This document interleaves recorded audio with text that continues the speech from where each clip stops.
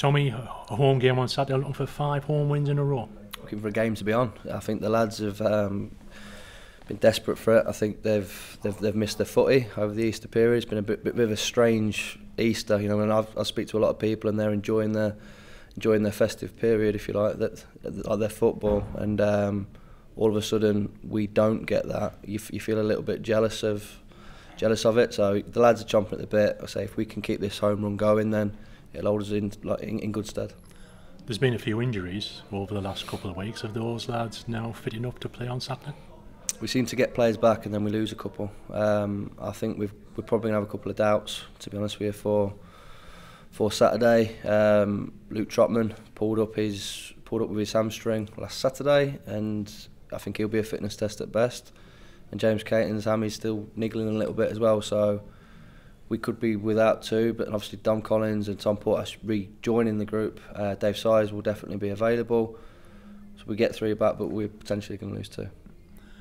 Recent home games have seen Quaker score a lot of goals. It's been 12 in 4 home games, 6 against North Ferriby, and obviously you're hoping for that to continue on Saturday. Yeah, you know, and I think the lads are going into games at the minute believing they can score goals, and that's great. You know, the fact that they're keeping the clean sheets is a bonus. But you know, we always feel like when you're at home you need to entertain a little bit more than you do after away, and I think the lads definitely sense that. It's not something that we talk about, but I think it's just what you sense and what you kind of know is right.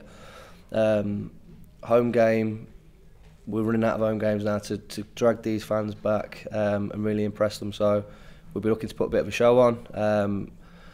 Saturday's game's massive for us. You know, Boston had a great initial run when obviously the manager took over. I think he's done a great job there. They've had a little bit of a wobble and they seem to be a little bit inconsistent at the minute, but I've spent a lot of time this week watching them. They are working very hard from the front, and they'll come here on Saturday and I'm sure they'll want to make a game of it.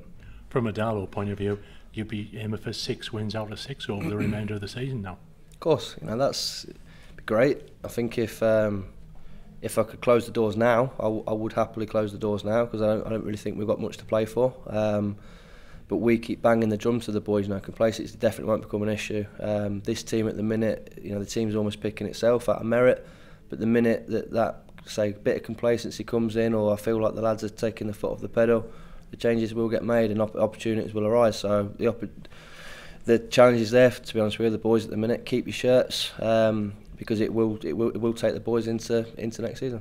Yes, one or two of the lads are out of contract as well soon, aren't they? So they've got the contracts to play for next year. Yeah, there is, and you know, there's lads that are not in the starting 11 that are out of contract, you know, and for them, you know, the challenge is, you know, like, stick with it. Obviously, they do get the opportunity in training, and they will get the opportunity in games. So it's difficult, and to be honest with you, if the shoe was on the other foot and it was me and my contract was running out and I wasn't playing, I'd be a little bit worried. But I think the lads got to keep their heads down, keep going. It's a squad game and all that, and I think we've got a great bunch of lads, and I think they'll keep fighting till the end.